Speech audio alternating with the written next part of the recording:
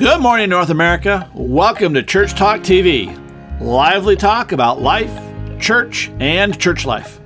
I'm your co-host, Dr. Bill Tenney-Britton, and I'm joined, as usual, by my co-host, Dr. Kris Tenney-Britton, and we're broadcasting from our studio in Columbia, Missouri, the heartland of America. Say good morning, Kris. Well, good morning, and welcome to Church Talk TV. Kris and Bill Tenney-Britton here today to talk about first impressions last. And, you know, there's several ways you can take that. It's like first impressions, they last. And also you want to make first impressions last so that they're, you know, not that they last, but also that it's the most important thing going, because you need to build a reputation with your guests. Yeah, I'm listening to this. I wasn't listening to it earlier when we were talking or when I read the outline. First impressions last. I really want to bring that home, what you just said. This is not about first impressions being the last thing. First impressions are first. Right. Right. And if you've done it right, they last. Right. And that first impressions last more than the first impression. If you do it right, your first impression begins here and doesn't end till later. We're going to talk about that during this episode, but if you do a good first impression, that first impression begins on Sunday, could begin on Saturday night with your website for that matter, or your social media, right? Yeah, and it goes sure. at least all the way to the next Saturday and hopefully to the next Sunday. And that all, you have an opportunity to make a first impression over and over again. And when you make a first impression like that, it is a first impression that lasts. Well, I have to tell you, the church we worshiped at this past week, there was a young woman, a guest, and she really was a young woman. Yep. My guess is she was in her early 20s. It's possible she was in her late teens. But she looked like she was 12. Well, everybody looks young to him because he's old. But he thinks he is, but he's not. He's just aging ungracefully. Anyway. Well, thank you for that. But she was a younger person, yes, and she was there by herself, right? Yep. And she had red hair. She had red hair. But it wasn't red hair like a red-haired person. She wasn't a carrot top, if you will. She was a red-haired, dyed red hair. Do you think that's why nobody was sitting with her? Because do you hear where I'm going with this, right? Right. That because, and I didn't see her up front. I watched her come in. I watched her come in, and she chose that seat on her own. Yep, and she was near the preacher for that morning, and and that was great, and he was just wonderful in greeting her afterward. But I did think, I could not get out of my mind, I wonder what kind of impression she's getting. Right. And right away, I got to thinking, who greeted her? Who did that? So that's in my mind as we move through this today. I will just say, on reflecting, she had a smile on her face the whole time. Oh, she did. I know she had a beautiful countenance, just beautiful within her. Yep. In fact, after the service, and she knew the song so much she was singing. So I was compelled to. Well. Yeah, I was compelled to talk to her, and I wish I could say, because I was watching to see if anybody was talking to her. Well, I was, right? Yeah. We were like they did after us. Yeah, we were second or third in line. No, I know we were second in line after the preacher. Okay, because all right. I'm watching these things and thinking them through, right? Yeah. But what else did I want to say about that? The impression, but I did want to, I was thinking about impression, and that says to you as well this morning, it isn't what, they say don't judge a book by its cover, but people do judge church by our cover. Yep. And it's not just what they get from the very moment they're approaching the church. It's also what they're receiving during the church and then as they leave the church. And what small little twists we can do. Tweaks we can do. Oh, tweaks. We can do that will make adjustments. Adjustments, because as you say tweak, I'm going, little tweaks that we could do. But that can make a huge difference. And have really eternal, if you will, can have eternal ramifications, consequences, opportunities. Yep. I mean, we've both known people who have gone to a church in desperation. Right. And they had a horrible experience. Oh my gosh! Or the church was closed because they went to worship somewhere. Is that what? I'm sorry. Okay, okay. so, yeah. But they had a horrible, and they decided they gave up on God. Yeah. From the experience. They said, I'm done. Yeah. I went to the church looking for divine, looking for God. Yep. And what I found was church as usual. And they quit. They said, God doesn't exist. Obviously, if it wasn't real there, it can't be real for me. And, it really, I don't want to put a lot of pressure on you, but by golly, I want to put a lot of pressure on you, because bottom line is, when a visitor comes, unless they're your best friend from way back and they have church experience and all the rest, whatever, when someone has the courage to walk into the church on their own, normally speaking, unless they've always been in church, unless they're already Christians and looking for a new church home, they're desperate for something. And they're looking for answers to problems in their lives, whether it's a spiritual, emotional, whatever. There's something going on in their lives that has called them to show up. And when the church does church instead of does the body of Christ, then we risk an eternity. Really true. I don't know how to put this any more plainly or make it any more serious. Well, let me say, my own experience with coming to church. It's been a long time now, but I was 22, young mom, had a 15-month-old baby. This is before us. So, but I got up one morning, and the voice I now know is the Holy Spirit. This voice inside of me kept telling me to go to church, go to church, go to church. And that was the most ridiculous thing, but it wouldn't go away. And so I then needed to go to church. You hadn't been to church since you were a teenager. Right, yeah, it's been in several years. And so, and my father had yanked us out of church when I was 10 and became an atheist. He was a functioning talk about somebody who'd been hurt, not exactly because of the church, but anyways, that's another story. But I had to go to church that morning, and there were 3 churches in town. There's a Baptist church, didn't know much about Baptists. There was a Presbyterian church that I'd never seen open, and to this day I'm not sure it was open, and there was a United Methodist church. And when I had been a little girl, and shortly after my dad yanked us out of church, it was the United Methodist, or it wasn't United Methodist then, but it was a Methodist church that my aunts would take us to when they came and visited once a year. So I decided to go there. And the minister's message, I was greeted when I got there. There were people greeting at the door. The minister's message is really what hit home for me. Number one reason first-time visitors return is because of a biblically based, life-relevant, inspiring message. Right, and it was, and big time. And he was doing one of those things that you just aren't supposed to do. He was berating the congregation because of ministry that they had done decades earlier they weren't doing, and the consequence it was having right then and there on a family just 4 blocks down the street from the church. But he gave a call to action and what we needed to do. And on my way out, I said, I want to be part of that. And he said, well, let's talk. Remember, this is her first time there. Right, yeah, I was a mess. But he said, let's talk. And he followed up with me and came to our home that next week and put us on the mailing list. We'll talk more about that in a few moments. But it really was. And the next week I came back, and I brought my then husband and our 15-month-old little girl. They didn't have children there. The minister's daughter and one of her friends and her cousin, that was our children's ministry. But I got there, and these 2 women stepped in and said, we have a nursery if you'd like for us to take your daughter. And I just figured it was safe. And they had a nursery ministry as of that day. They went out of their way to be welcoming. And for all of the problems that church had, and it would take me a long time in becoming an insider, and unfortunately that happens when we become insiders. Despite all of that, that church got me. And they kept me and helped me to learn how to have a relationship with Jesus Christ that's led to this today. All right. So let me talk about some reality. Because that's a great story. It's a great way to get this started. But the reality is that most churches get very few visitors. Right.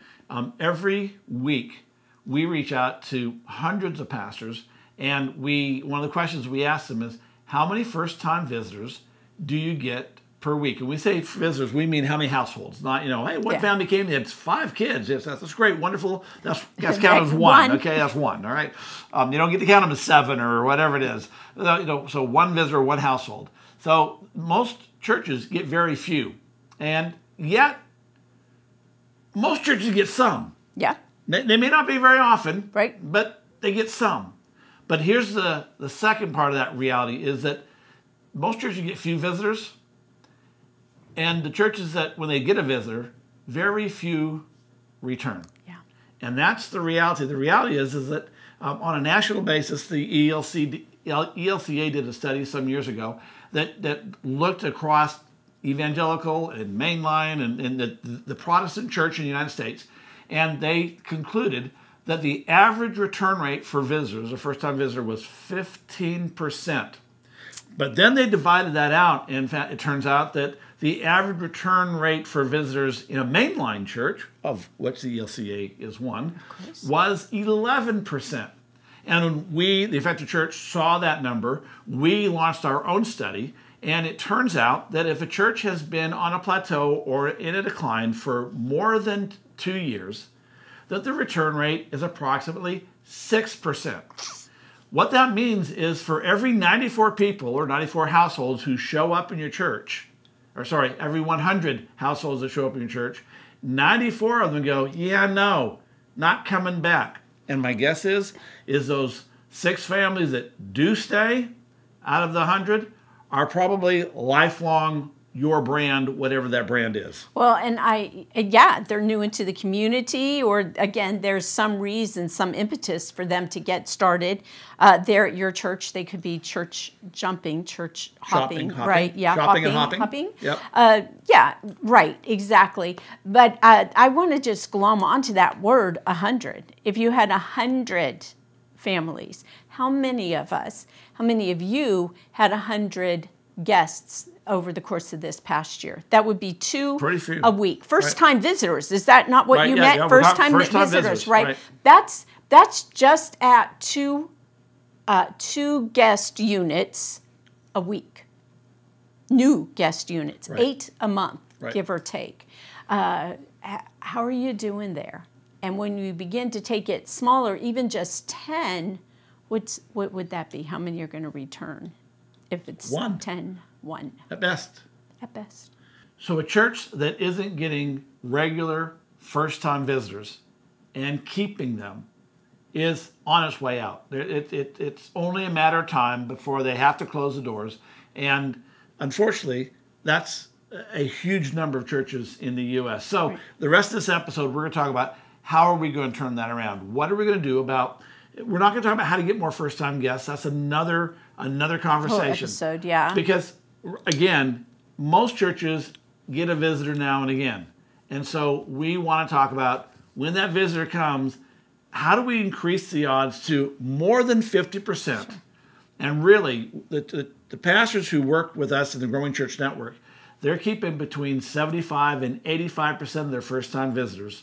And they're returning and getting involved and joining and getting baptized and all the rest. So folks, it is possible if you apply a process to get your first-time visitors to turn them into returning guests who get baptized, become disciples, join your church, etc. So it really all revolves around this next point, which is you got to create some connections. All right. Well, I love this so much. And so those connections start even before they pull into your parking lot.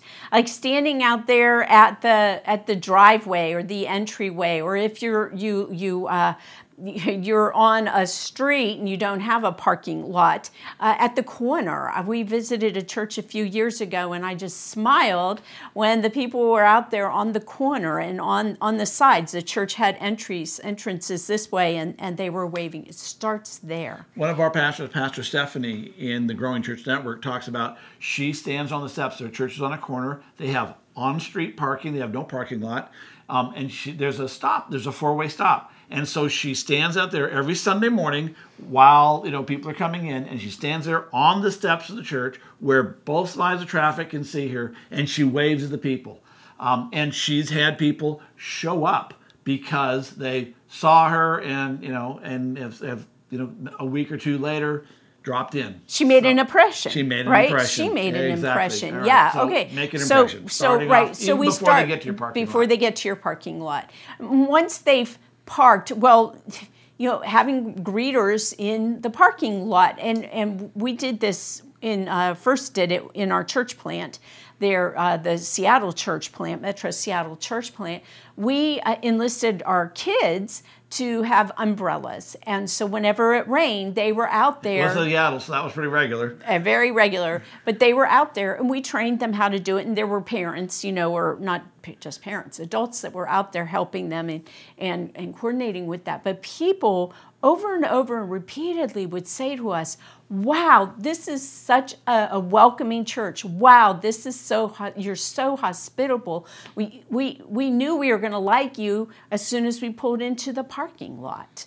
And so we were always there. We were greeting. We were saying hello. I say our folks were doing that. You probably did a little bit. You're much more gregarious than I am in that regard. I was out there occasionally, but we had worship together. Well, and we very often, I was at the front door. Right. I'm greeting people as they came in. Right. And we had our parking lot greeters, our umbrella team, who were out there with big golf umbrellas, to be fair. Right, they have to and they were huge ones, and they go out and bring the people in. But they weren't there just when it was raining. That's why I want to say that. I mean, they were always out there, but they did have the umbrellas when it was raining. So that our church really focused on young families. So when a young family showed up and they were pulling out their little stroller, the foldable stroller and whatnot, the kids, they weren't kids. They were youth. Youth. They were right there. Can I carry this for you? Can I help you with this? Whatever. So that you weren't trying to juggle 14 things. You were there with your kid and zip in. So you were making a first impression right from the beginning, in the parking lot to the building. I went to Life Church in Kansas City a couple months ago, and when I pulled into the parking lot, there was parking lot people. It's a very big church, and they were pointing where to park and whatnot. But as I pulled in, there were a group of people greeters at the front door. But there were several greeters who were intentionally looking in the parking lot, in the driveways. People were coming, looking at you and waving at you, not just waving at the car. They were, "Hey, good morning, good to see you." And it's like, wow, this made an impression. Yeah, definitely. Okay, so now we've got them to the door. Are we at the door? They've gone out of their car. And if you don't have parking lot greeters, because that's what we want to talk about, because not every church can have parking lot greeters. Stephanie's church doesn't have a parking lot to have greeters at. Right, I'm with you. So when you don't have that, then you need to have a greeter at the front door. And when I say at the front door, I mean outside the front door, waving and making sure everyone knows this is the front door. Okay, so I don't think I want to differ with you here, because I think we're on the same page. Right. Whether you have parking lot greeters or not, you still have to have a greeter at that front door. That's up there, right? I'm totally there, right? Yeah. Okay. You still have a greeter, even if you have I mean, another church that we're familiar with, and there are a lot of them like this, that they don't have parking lot greeters. And most of the time, not all the time, they have door greeters. Outside greeters. They're out there. Even when it's cold, right? They'll talk about the chill and whatnot, but you feel like you're kind of one with them. And you feel kind of special because they're being cold on your behalf, if you will, right? And I want to say, I've worked with a church that when I do consultations, recommend about outdoor greeters. You have greeters outside, and this was a church where it is in an area where it's known for really deep snow and really, really cold. And so we recommended, and they got those outdoor Tertiary heaters that they put near the door so that their greeters didn't get really cold. They could still stand there and wave. And it was, it didn't cost all that much. I think they bought 2 or 3 of them so that the folks could stand there, not freeze. But the key is helping your people understand how important this is. I can tell you that fairly recently I went to a church as a consultant, and I pulled in the parking lot, and there was no one outdoors in terms of, and there were very few cars in the parking lot, to be fair. It was a small church, but there were no greeters. There was, as far as I could tell, the church was closed. There was no sign of life at that church. And it's like, In or out. what does that say? Right. What does it say to someone who's a visitor? It's like, down the street, there's another church down there.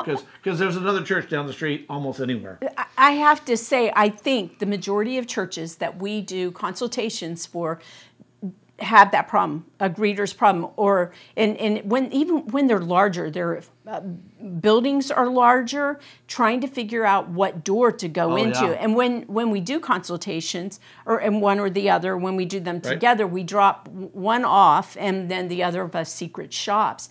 And how many times, even just in the last couple of years, have I had to wander around and go to one door, and then I realized that's not the door at all for me. Greeters are outside all the doors that are entrances, and there's big signs that say not an entrance at the doors that aren't. Right. Right. I could say something else about that, but I'm not going to. Exactly. Please go that way. Right. Or have someone there outside that says, hey, go that way. I don't know why you can't come in this door. And that's why you have greeters outside, because they're going, hey, good morning, good to see you. Over here. I'm over here. Yes, come over here. Now, okay, with this, and we hadn't really talking about this, but it's also how long they stay out there. Growing churches, people will arrive late in growing churches. It's one of the ways you can see, is this a growing church? How long does it, how long will people keep coming in? Before the church is full. Starting to fill. Right, yeah, exactly. Oh, look at this. We've been going for 10 minutes. 15 minutes. And now we're starting to see people dribble in. And someone needs to time that for you. When does the last person or the last people, if you will, tend to dribble in? Right. That's how long you need to have your greeters out there. So the church that we went to last Sunday, 15 minutes. They were still dribbling. The greeter was out there through 15 minutes. The last person came in about 10 after, and the greeter was out there till quarter after. Way to go. Go. And he missed all the music. But that's what the greeters understand, that they're making a sacrifice for the sake of the kingdom of God. Right, exactly. And please keep greeters at all the doors. Church I did a consultation for a few years ago. Their only handicap entrance was not convenient to where the sanctuary and office area was. So they closed that one within 5 minutes after the service started. So if anybody who needed a handicap accessible entrance, they weren't coming to church that day. And there was nobody down there to help them or anything else. All right, so greeters outside, but that's not the end of it. When your visitors get past the greeters, get in, then there needs to be lobby hosts. If you have a lobby of any size, some churches are that's front door into the sanctuary. Right. Yeah. In which case you don't need that. The front door, little place that more than 4 people can't fit. The lobby. So in that case you need an usher. But if you have a large space or a good space to walk through, you need lobby hosts, people who are looking for the lost. And I don't mean spiritually, that maybe too, but people lost, like, where am I? Yeah. Where am I supposed to go? And I was yesterday trying to find the restroom. Yeah. Or not yesterday, but last Sunday. Yeah. So, you need lobby hosts who are looking for those people and zeroing in on them, saying good morning and whatever. They're not hanging out with their members, having good conversation, and forgetting that that's not their job. Right. Oh, my gosh. Their job is to look for the people who are lost, and that is their priority above all the members and all the rest. Okay? So then, of course, next layer is your ushers. And ushers should not be just bulletin hander-outers. If they're just bulletin hander-outers, then put a little stand up there, say, take one, and leave it alone. Okay? Ushers, ush. That means they invite people that, can I show you a seat? Now, Mrs. Higginbotham, who's been coming to the church for 47 years and sits in the same place, it seems really pointless to say, may I help you find a seat? And Mrs. Higginbotham may not appreciate being asked. Because you already know where she sits. Right, exactly. But you ask everyone, so the visitor who's back here just thinking, oh, well, I look at, they know I'm a visitor. So, yeah, and no, I got a place, And in some of our church congregations, well, no, true story. In smaller congregations, we think, well, they got lots of seats. But do you know what one of the biggest fears of visitors are? That there's assigned seating. Because they've heard the story. Well, she's sat in my seat. Right. And I went, and so by having an usher, who says, may I show you a seat? The person, visitor or your member, has the opportunity to say yes, and then you can find them a seat. And it's especially hard if you have a congregation that's maybe not full, but is full-ish or a little bit full. When you're standing and singing, it's almost impossible to find an empty seat. Right. And your ushers should be scoping out and know exactly where the empty spaces are, and they don't put the visitors on the front row. Right. Okay. Yeah. So with that, then you want to avoid saying, "Oh, hi, Miss Higginbottom. Let me show you to your seat." Right? Because now you're saying, "Let me show you to your seat." And that communicates that there is assigned seating. Right. Even though that may not officially be assigned seating, sometimes we know better. We know better than that. Right. Okay, go. So, the next, we're running out of time, and I want to just, there's 2-minute bits I want to talk about. Number one is when people get into the worship center, if they're a visitor, if they're a guest, then we want to treat them like a guest, and we want to have a worship host buddy up with them. Or a worship buddy up with them. Sit behind them or with them so they can whisper instructions. Hey, we're about ready to stand up, or hey, we're doing communion, and this is how we do it. And in fact, the church we were at this last weekend, they said, take the bread, take the cup, just hang on to it, we'll do it together. Right. Other churches do it, they pass it, you take it, and away you go. So the worship buddy would say, hey, this is how we're going to do it. So no one's embarrassed or confused. Sure. They notice where they have a Bible, or, if that's needed in this worship center or whatever. Right. Well, I was thinking one of the things this church didn't do this weekend, but they usually do, is tell you that if you want or need gluten-free, to go over to this side, right? And another part, I've just been really blessed as a church shopper, or not as a church shopper, but a secret shopper. And then when I worked in denominational ministries, was really blessed with great experience of worship hosts, that came in, helped talk, worship buddies, that walked me through.